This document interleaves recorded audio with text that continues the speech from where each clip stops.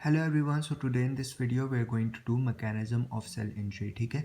अच्छा, सबसे पहले हमारे पास ना जो cellular response to injurious stimulus होता है ना, वो डिपेंड कर रहा होता है सेवेरिटी पे, ठीक है, ड्यूरेशन पे और टाइप ऑफ सेल इंजरी पे। दोबारा बताता हूँ, cellular response to infection injurious stimulus जो होता है वो डिपेंड कर रहा होता है सेवेरिटी पे, duration and type of cell injury पे। फिर इसके बाद it also depending upon the status, genetic makeup and adaptability of the cell. ठीक है। इसके अलावा ये डिपेंड कर रहा होता है फिजियोलॉजिकल एंड बायोकेमिकल इवेंट्स में। फिजियोलॉजिकल एंड बायोकेमिकल इवेंट्स में हमारे पास डिफरेंट होते हैं। एटीपी का लेवल कम हो जाता है। इसके अलावा हमारे पास रिएक्टिव ऑक्सीजन स्पीशीज का लेवल ज़्यादा हो जाता है। ठीक है। अच्छा, कैल्शियम का लेवल इंट्रासेलुलरली ज़्यादा हो जाता है। प्रोटीन, इसके अलावा जो है मेम्ब्रेन डैमेज हो जाती हैं और मिसफोल्डेड प्रोटीन बन जाता है, मिसफोल्डेड डीएनए वगैरह बन जाते हैं। ठीक है, जो मैं मैकेनिज्म ऑफ एक्शन जो है ना वो सारा एक्सप्लेन कर लूँगा। ठीक है। अच्छा, अब हमारे पास आता है एटीपी डिप्लीशन ना। तो एटीपी डिप्लीशन में क्या होता है कि फॉर एग्जांपल एक इस्कीमिया हो गया ना, इस्कीमिया हो गया, हाइपोक्सिया हो गया, मतलब ब्लड में ऑक्सीजन कम है ना, तो ऑक्सीडेटिव फॉस्फोराइलेशन भी नहीं होगी ना। अच्छा, ऑक्सीडेटिव फॉस्फोराइलेशन भी नहीं होगी ना, तो जिसकी वजह से एटीपी का लेवल ज़्यादा हो जाएगा, सॉरी एटीपी का लेवल कम हो जाएगा, क्योंकि ऑक्सीडेटिव फॉस्फोराइलेशन नहीं हो रही ना। तो इसकी वजह से तीन चीज़ें होंगी। एक हमारे पास ये सोडियम पोटेशियम एटीपेज जो है ना वो काम करना छोड़ देगा। ठीक है। जब वो काम नहीं करेगा तो क्या होगा कि सोडियम का लेवल सेल के अंदर ज़्यादा हो जाएगा। उसकी वजह से हमारे पास सॉल्वेट ड्रैग होगा, जिसकी वजह से वाटर भी खिंचा खिंचा आ जाएगा ना, जिसकी वजह से सेल जो होगा वो स्वेल हो जाएगा। सेकंड क्या होता है, एनारोबिक ग्लाइकोलिसिस होती है। एनारोबिक ग्लाइकोलिसिस की वजह से ग्लाइकोजन का लेवल जो होता है वो कम हो जाता है, लैक्टिक एसिड का लेवल ज़्यादा हो जाता है, पीएच जो होता है वो रिड्यूस्ड हो जाता है, मतलब एसिडिटी की तरफ चला जाता है ना। और जब पीएच रिड्यूस्ड होता है उसकी वजह से क्लम्पिंग होती है न्यूक्लियर क्रोमेटिन की। ठीक है। अच्छा, इसके अलावा जो है ना एटीपी, जब एटीपी का लेवल कम हो जाता है ना, तो हमारे पास जो राइबोसोम होते हैं ना वो डिटैच हो जाते हैं एंडोप्लाज्मिक रेटिकुलम से। अल्टीमेटली हमारे पास प्रोटीन सिंथेसिस जो होती है वो रिड्यूस्ड हो जाती है। ठीक है। अच्छा, अब हम आते हैं mitochondrial damage.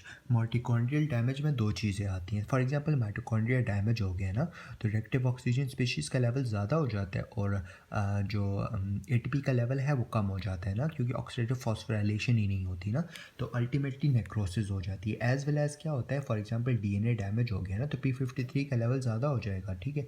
Pro apoptotic proteins release होंगे, फिर साइटोक्रोम सी जो होगा वो रिलीज़ होगा माइटोकॉन्ड्रिया से, वो एपोएफ1 के साथ कंबाइन होगा और बाकी सारा एपोप्टोसिस वाला पाथवे और एपोप्टोसिस हो जाएगी। ठीक है।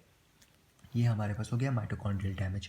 अच्छा, इसके बाद हमारे पास आता है इन्फ्लक्स ऑफ कैल्शियम। तो इन्फ्लक्स ऑफ कैल्शियम में क्या होता है कि हमारे पास जो कैल्शियम चैनल होता है ना, जिसकी वजह से कैल्शियम सेल से बाहर जाता है ना, तो वो काम करना छोड़ देता है। ठीक है। जिसकी वजह से सेल में कैल्शियम ज़्यादा हो जाता है। माइटोकॉन्ड्रिया से भी कैल्शियम आना शुरू हो जाता है साइटोप्लाज्म में, और एंडोप्लाज्मिक रेटिकुलम से भी आना शुरू हो जाता है, जिसकी वजह से साइटोप्लाज्म में कैल्शियम का लेवल ज़्यादा हो जाता है। अब जब कैल्शियम का लेवल ज़्यादा हो जाता है ना, तो कुछ एंजाइम्स की एक्टिवेशन होती है, जैसे फॉस्फोलाइपेज हो गया, एंडोन्यूक्लिएज हो गया, प्रोटीएज हो गया और एटीपेज हो गया। ठीक है। अब देखो, फॉस्फोलाइपेज है तो फॉस्फोलाइपेज जो है फॉस्फोलिपिड की ब्रेक डाउन करेगा। ठीक है। इसकी वजह से फॉस्फोलिपिड की का लेवल कम हो जाएगा। ठीक है। अच्छा, एंडोन्यूक्लियस जो है वो हमारे पास न्यूक्लियर डैमेज करेगा और प्रोटीएज जो है प्रोटीन की डिग्रेडेशन करेगा। एटीपेज है तो एटीपेज जो है वो एटीपी की ब्रेक डाउन करेगा। एज वेल एज जो है ना, ये कैल्शियम का लेवल ज़्यादा की वजह से माइक्रोबियल परमेबिलिटी ट्रांजिशन भी होती है, जिसकी वजह से हमारे पास एटीपी का लेवल कम हो जाता है, और इन सब चीज़ों की वजह से हमारे पास मेम्ब्रेन डैमेज हो जाती है। ठीक है। अच्छा, फिर इसके बाद रिएक्टिव ऑक्सीजन स्पीशीज़ का लेवल ज़्यादा हो जाता है। देखो, इसमें दो केसेस हैं, एक ऑल सेल्स में और एक ल्यूकोसाइट्स में। ऑल सेल्स में क्या होता है कि ऑक्सीजन जो होता है वो हमारे पास पर ऑक्साइड में कन्वर्ट हो जाता है, सुपर ऑक्साइड में। ठीक है। O2-। ठीक है। सुपर ऑक्साइड जो है वो सुपर ऑक्साइड डिसम्यूटेज की प्रेजेंस में हाइड्रोजन पर ऑक्साइड में कन्वर्ट हो जाता है in the presence of Fenton reaction. Fenton reaction ये हमारे पास कन्वर्ट हो जाता है हाइड्रोक्सिल आयन में। ठीक है। इसके अलावा हमारे पास जो सुपर ऑक्साइड होता है in the presence of nitric oxide जो है ये हमारे पास कन्वर्ट हो जाता है पीरोनाइट्रेट में, ठीक है। अब इसके जो ल्यूकोसाइड्स होते हैं या न्यूट्रोफिल सेल्स होते हैं उसमें क्या होता है रिएक्टिव ऑक्सीजन स्पीशीज का मैकेनिज्म सेम है कि हमारे पास ऑक्सीजन से सुपर ऑक्साइड बनता है, सुपर ऑक्साइड से सुपर ऑक्साइड डिस्म्यूटेज की प्रेजेंस में इससे बनेगा H2O2 और H2O2 जो होता है वो HOCl में कन्वर्ट हो जाता है इन द प्रेजेंस ऑफ माइलोपेरोक्सीडेज और Cl जो होता है इस रिएक्शन में इन्वॉल्व होता है, सही है।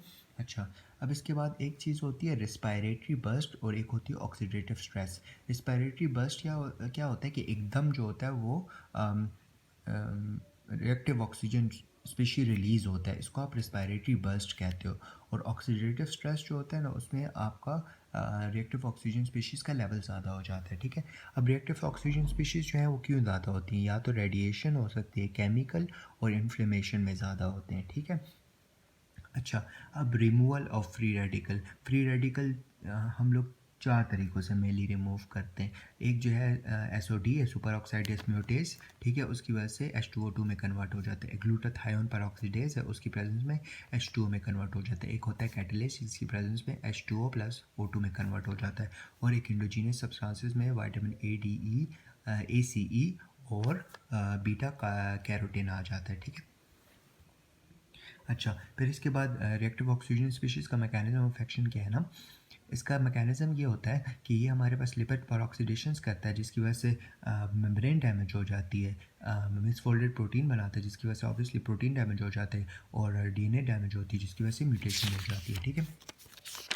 अच्छा, अब हमारे पास है last part of the defect in membrane permeability, ठीक है। लास्ट हेडिंग है, ठीक है। इसमें क्या होता है फॉस्फोलाइपेज का लेवल ज़्यादा हो जाता है जिसकी फॉस्फोलिपिड की डिग्रेडेशन ज़्यादा हो जाती है। अल्टीमेटली हमारे पास जो सेल मेम्ब्रेन होती है ना उनकी डिग्रेडेशन स्टार्ट हो जाती है और जब मेम्ब्रेन डैमेज हो जाएगी तो ऑब्वियसली वो सेल सर्वाइव ही नहीं कर पाएगा। That's it, thank you.